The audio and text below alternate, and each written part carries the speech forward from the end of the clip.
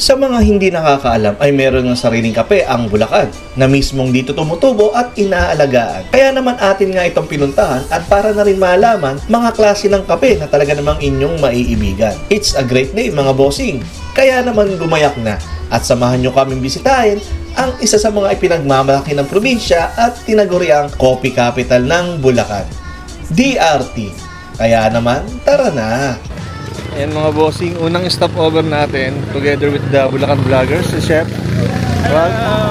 Ayan, dito sa may DRT. Actually ito siya, sa kakabila tayo. Then ito na, assemble na yung Bulacan Vloggers dito. Ayan mga bossing, dito sila. At nagpo-photo ops lang dito sa Doña Remedios Arc Trinidad. Ayan dito, Doña Remedios Trinidad Arc dito sa DRT.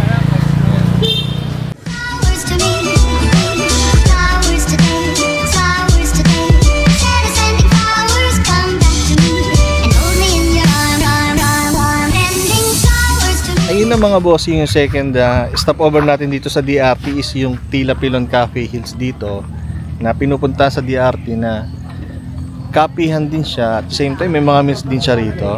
Kaya mamaya punta natin, pasukin natin yan, tikman natin yung kanilang mga pinagmamalaking kape nila dito at yung mga cook meals nila. Ayan, actually dito sa Tila Pilon Hills, ito yung entrada nila na okay na okay. Yung bamboo na to, baby bamboo niyan, mga ganyan. Then ito ang pag-entrada, ganito. Yan. Then dito may wall sila rito na maraming mapaglalagyan ng mga stickers dito ng mga vloggers, influencers, etc. Motovlogger. Didikit tayo dyan syempre. Okay. Actually ito mga bossing, ito napagdikit na tayo dito. At yung iba pang mga Bulacan vloggers dito, kay La Bulacania, kay Kuya Polsi, meron na rin yan. At marami pa dito actually. Ayan. Then Bulacan Vloggers, syempre hindi mawawala yan. Kaya pag kayo madadayo dito sa kapihan nila, Tila Pilon Cafe, yan, magdikit kayo ng sticker nyo dito bilang bakas na kayo nakapunta dito. Actually dito sa bungad, kabilaan pala to yung dikita na stickers, kabilaan siya. Ayan. Baka ito possible na madagdagan to dahil sa marami rin bibisita dito sa Tila Pilon Cafe. Ayan siya, dami. At meron isang bata ditong gumagala na hindi pa rin napapagod. Ayan. Pero malamang nagugutom na to. So mga bossing, nandito na tayo sa loob mismo, dining ng Tila Pilon Cafe. Ayan. At meron pa rin dito na isang bakante rin dito na okay din mag-ano dyan eh. Ayan. At syempre yung kanilang dining, yan ang pupunteriyahin natin dito. Ayan. Okay. Then ito yung kanilang counter. Good morning po. Ayan. Welcome to Tila Pilon Cafe. Ayan. Thank you po, thank you.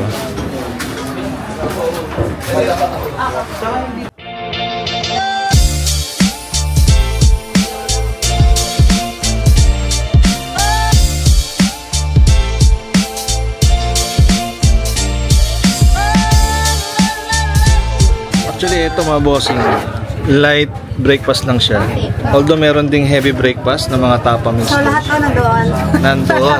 Ang mga mas malalakasan, pangmalakasan doon sa kabila. Yung mga may hinang nila lang, dito lang ha. Ayan. Ano ba kasi pangmalakasan? Ayan, si Anglo Jury, pangmalakasan niya. Ayan.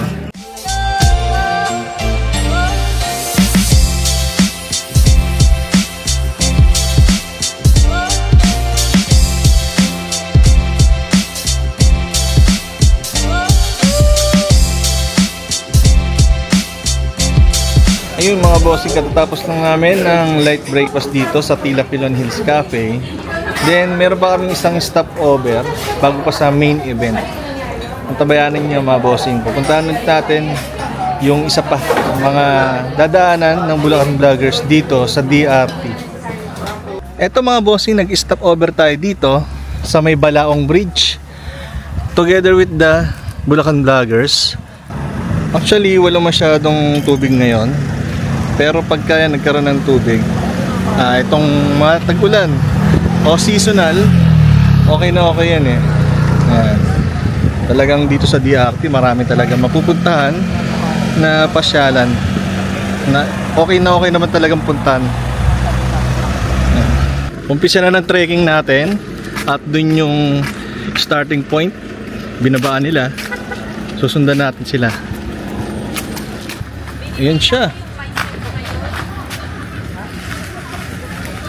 So ang starting point dito ba tayo, along the road siya.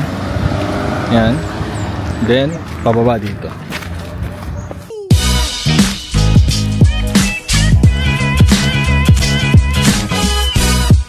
Then bababa pa tayo doon banda.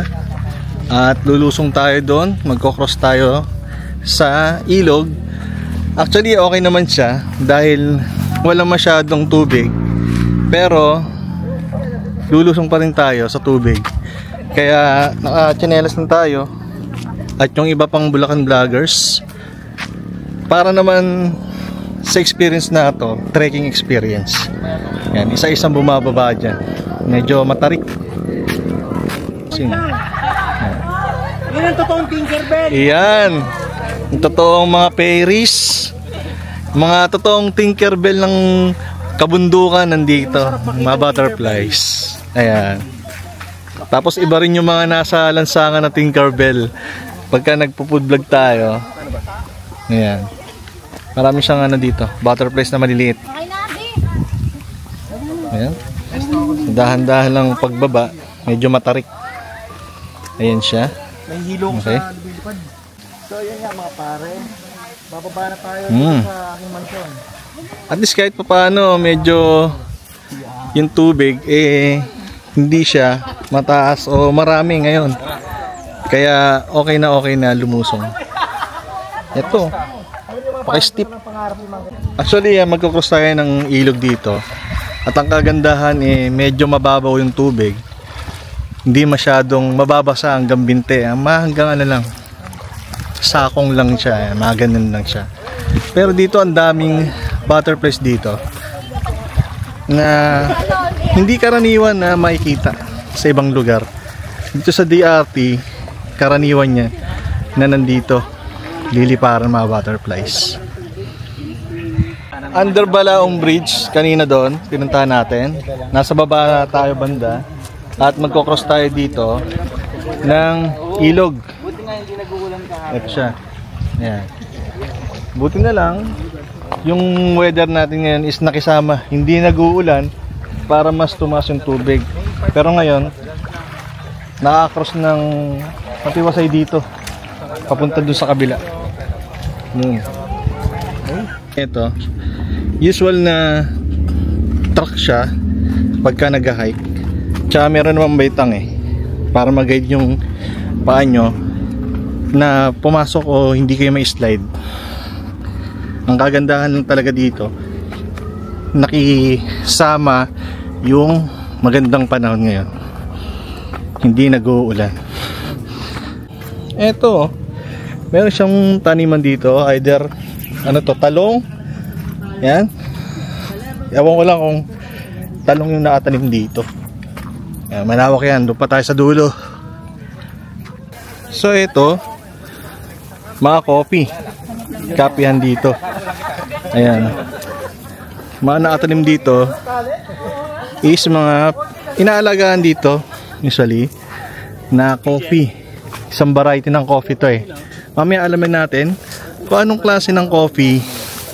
Coffee bean actually yung inaalagaan nila dito sa farm na to, dito sa DRT. Ano po yung mga ibang tanim na nakaka-affect po dito sa sa taste note ng kalbak? Fruit bearing trees po natin, meron po tayong rambutan dyan. Rambutan. Meron pong kakao, dalandan, mga saging. Mamaya, yun yung mapapansin yung nasa logo ng talbak. Yung mga mga Talbak ibang Coffee. tanim nakalagay dun sa mga sa logo nila. At yun nga mga bossing, nandito na tayo. After natin bumaba ng tulay, tapos tumawid ng ilog at umakyat ng medyo steep lang na bahagyang lakarin lang.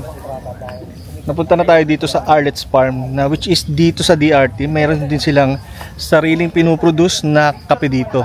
Kaya naman ang DRT is totally binansagan na siyang coffee capital ng Bulacan. Kung Batangas, meron din silang kape. Dito sa DRT Bulacan is meron din naman talaga na self-produce ng probinsya ng Bulacan. At dito nga pinuntahan natin yung isang farm dito na actually isang variety ng kape dito na Robusta na coffee. Ayun. Kanina meron tayong tour guide dito at iikutin pa natin dito kung ano-ano pa yung ibang varieties ng coffee dito. Buto rin kami. Buto din. Pagka kasi alam namin yung maganda siyang mamunga, malalaki at maganda kasi nagtatabi kami sa nanay pupunla. At tulad nung nandun bagong tanim, doon galing sa bagong kuno. Tapos consistent na yung bunga. O dire-diretso na siya. Basta yung klima niya maganda panahon. Hindi na siya yung tipong na parang nauubusan din, hindi rin. Hindi naman, kailangan mo lang kasi sa niya, pruning. Salamat sir. At yan po natatapos ang nagbabagang balita. Parang Okay, very good.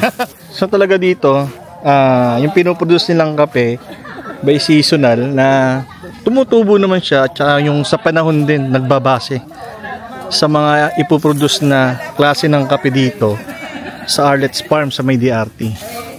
Di ba dito meron din mga dito, iba pang tanim dito like rambutan, may paminta, may iba pa at meron pang iba-iba dito na iikutin natin dito sa Arlet's Farm nila sa DRT.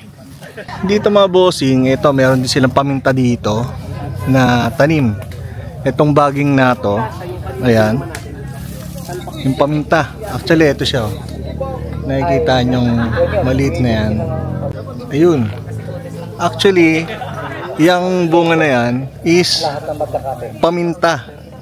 Ayan, paminta daw yan. Sabi nung farmers dito na eto, makikita to Arlet's Farm sa may barangay Talbak, sa may DRT Bulacan, na talaga naman sila rin yung nagpo-produce ng kape within barangay Talbak. Parang community sila na mga kapihan. Ayan na, dyan. Kaya naman dito sa DRT marami na ring coffee shop, mga kapihan na dinadayo, mapa Manila man galing o sa ibang lugar, talagang dinadayo na rin ang DRT dahil sa masasarap na klase ng kape.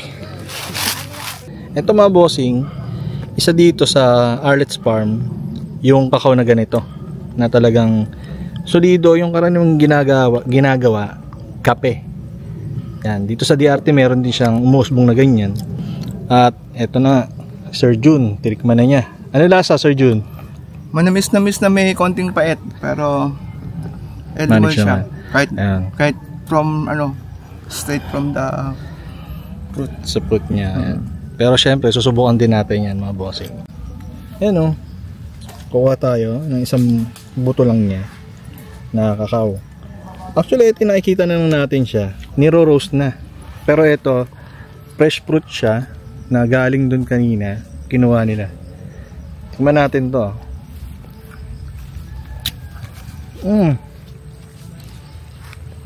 Para ano siya?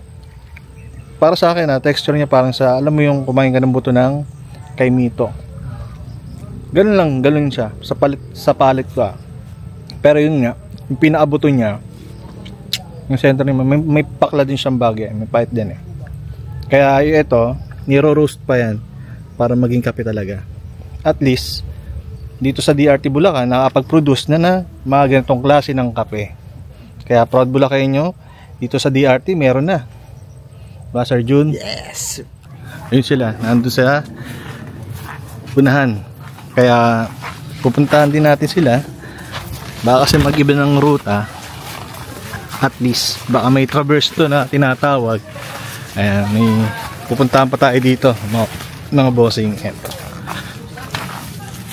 isang klase din ng taniman dito. Ayan sila. parang nalaga na sa init, unang init. Ah. Ganyan ang kulay niyan, may Ay, ano naman yan? Ito ang Robusta Coffee. Coffee bean. Yan siya. Then ang pinaka-final product is yung gigilingin pa. Daming dry oh. Actually, ito, Robusta Coffee Bean na hindi pa siya roasted actually. Naluto lang siya sa init ng panahon. Sabi ng farmer. So, ito, yung mga ganito, niro-roast pa siya, then ginigiling. Para maging commercialize na siya na coffee. Yan na. Diba? Dito lang yan. Sa DRT, meron na rin dito. Coffee Bean. Dito sa may Arlet's Farm, DRT, Bulacan. Actually, ito na yung ating sumunod na stop sa may Madronas Jungle Food. Dito pa rin yan sa may DRT. At ito yung entrada. Dito, parkingan lang siya ng masakyan. Pupunta pa tayo doon. Walking distance lang naman siya sa talagang pinaka-main resto. So, dito sa Madronas, ayun, mula sa kalsada, papasok pa siya. Kung may dalang sasakyan, medyo rough road lang talaga yung dadaanan. Mas advisable yung mga matataas yung clearance ng sasakyan para petics lang yung mga ganyang lubak dito, mga rough road. Dito kay Madronas Jungle Edge Farm sa may DRT Bulacan. Ito na mga boss yung ating stopover ulit dito sa DRT sa Madronas Jungle Food. Madronas Jungle Farm. Dito pa rin sa may DRT. Actually, lakad lang tayo ng bahagya doon. From entrada, konting lakaran lang. Nandun na tayo. Yung view dito sa Madrona, talagang tagong lugar siya sa kabundukan. Pero doon pa tayo sa may bandang taas. Ayan. Doon tayo kakain ng ating lunch ngayon kasama ng buong Bulacan Vloggers. Kasama ng Bulacan Vloggers. Ayan.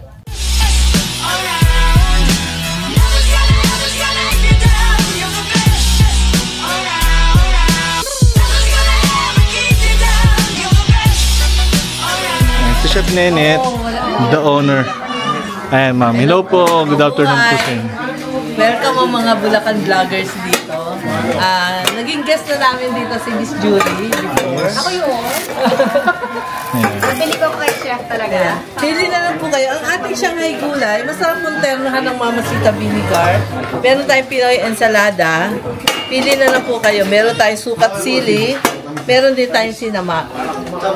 Ito po muna anuhin nyo para dito na lang po natin ilagay.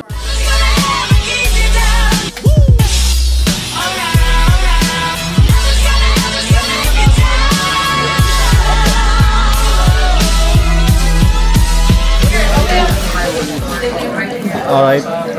Mga bossing, nandito tayo ngayon sa Madronas Jungle Farm. Dito pa rin sa may DRT. And actually, dito tayo magta-take ng lunch natin ngayon for today. Actually, eto nakapunta na dito. Una, si Hungry Jury. Eto siya. Napaka-resourceful. Plato. Yan ang plato. Actually.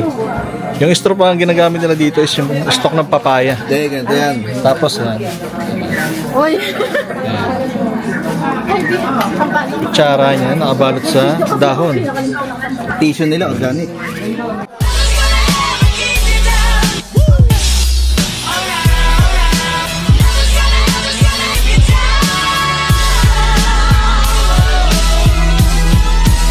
Saging ere. Opo, yung puso ng saging.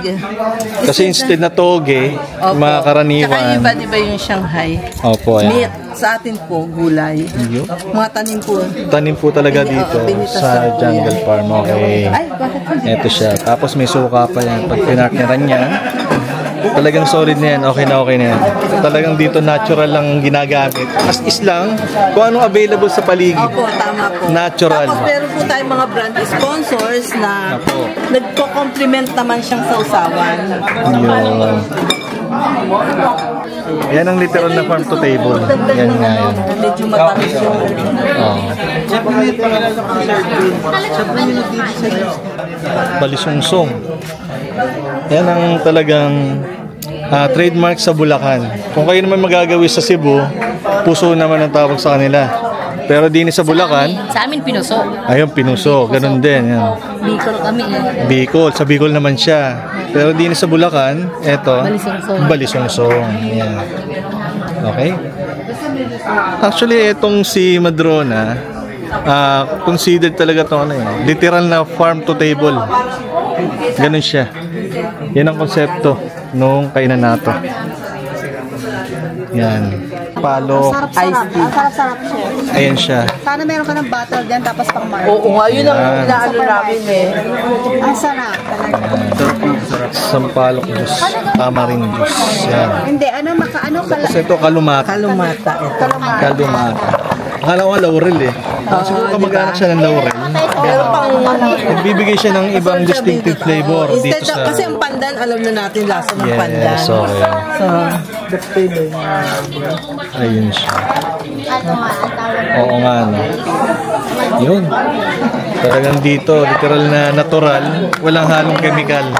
Ika nga nila. War against diabetes. Ayan, dito mga bossing, meron dito malunggay coffee. Actually, talagang malunggay talaga siya. Opo. As is. Para sa mga diabetic na ganun. Ayun. Kaya dito sa Madronas, meron din sila dito mangustin coffee. Kaya sa mga gusto magkape, eto mainam na mainam. Okay na okay siya dito. Pinalot. Na kanin, opo. Ito yung ating Pinoy Korean beef stew. Yan ang pantapat namin sa pares. Kasi 'di ba, usong-uso ngayon ng pares. So para ang sa amin lagi kami, gusto namin na iiba lagi kami. So, timplang ano naman ang ginawa namin, timplang Korean. Pero pares pa rin ang dating, 'di ba po? Ito po. Ay hindi. Ito po, nag-ano kasi yung iba gusto may gulay, hindi puro karne. Ano lang yan, steam repolyo, yung cabbage, oo. Tapos, ito naman yung ating pansit ng kabundukan. Pansit ng kabundukan. Oo, gumamit tayo ng japchae noodles, ayan, timpla. Tapos yung pork, may mga saring gulay. Kasi, dahil nga puro meat tayo, para naman magkaroon ng gulay. Tapos ito isa sa mga ano namin, ang ating puso, Shanghai puso ang tawag namin dito. Ay, sorry po. Ayan, ayun po, nakita niyo ho. Ayan. Best paired po yan. Shanghai puso. Ayan, may Pinoy ensalada tayo. Ayan. Meron tayong, kung gusto na maanghang, sukat sili. Meron din tayong sinamak. Ito ang ating ito ang ating infused water. Tapos ito naman ang ating yung sampalok iced tea. Sampalok iced tea. Opo. Sampalok iced tea. Sarap to Ito light, Ito, talagang matapang siya, 'di ba? Matapang. Nagulat pa, no? Kasi 'di ba nakita natin ang iced tea, kahit saan tayo bumili ang iced tea, parang matabang, puro tamis na lang, wala na yung lasa nung siya. Ito talagang makikita niyo yung lasa talaga ng sampalok talaga. Sa dila eh. Oo. Okay siya. Everybody's talking about the good old days.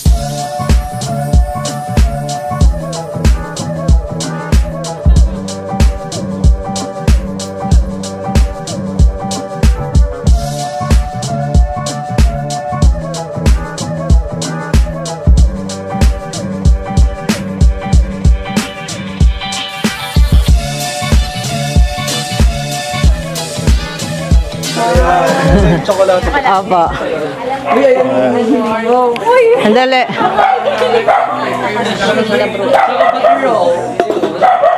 Concentrate siya.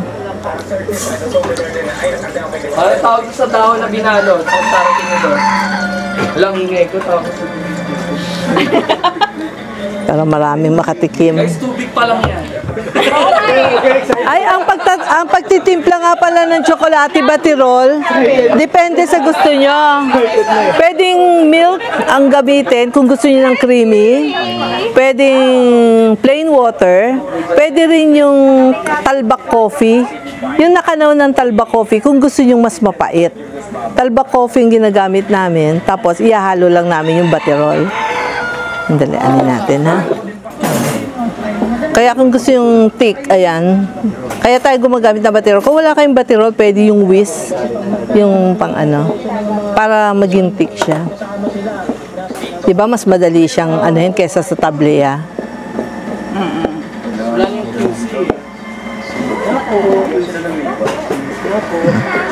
Ito nagawa, ano ko na to.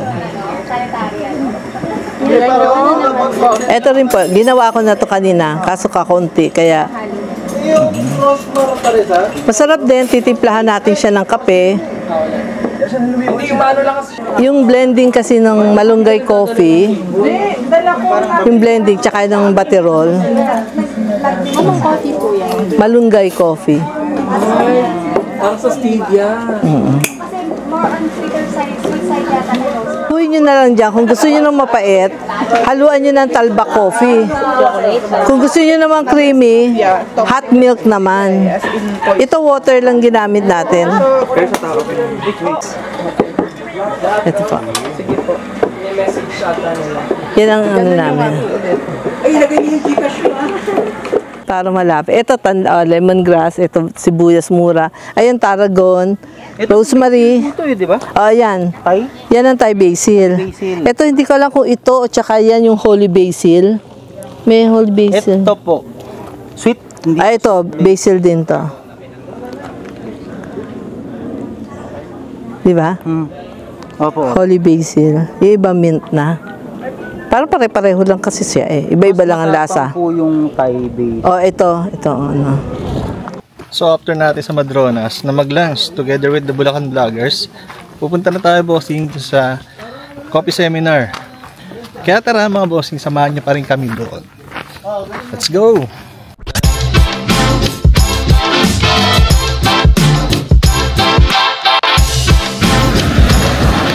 At ito nga mga bossing, dito pa rin sa DRT, after natin sa Madronas, pinuntahan natin tong Raj Cafe. Stop over lang tayo dito for a few minutes lang para lang mag-take ng few coffee tsaka few content.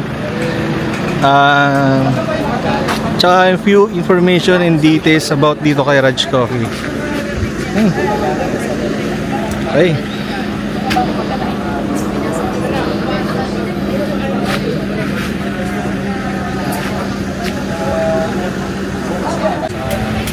Mahabang araw. Kaya ang tansya namin ngayon sa mga 40 to 50 hectares na lang. Na ano pa yun, intercrop na yun, hindi pools natin. Kasi naging tradition na natin dito yung intercrop. Nakapalali yung mga good varieties sa farm.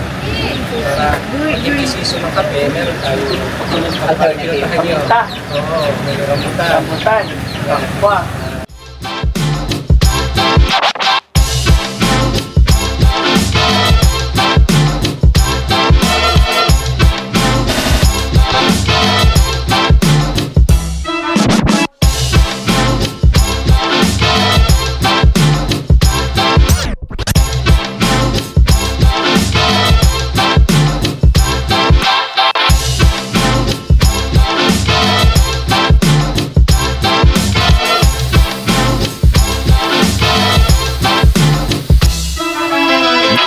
And that's it nga mga bossing. Yun nga, mula sa DRT sa Bulacan, meron tayong sariling kape na pwedeng ipagmalaki talaga.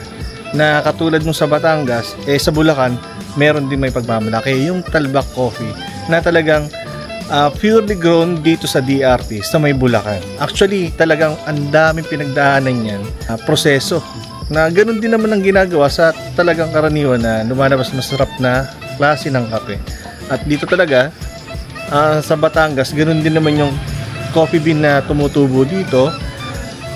At saka yun nga sa parting norte, sagada, yung talagang masasarap talaga ng klase ng kape na meron na rin dito sa Bulacan. Yun nga yung Robusta at saka yung Liberica na klase ng kape.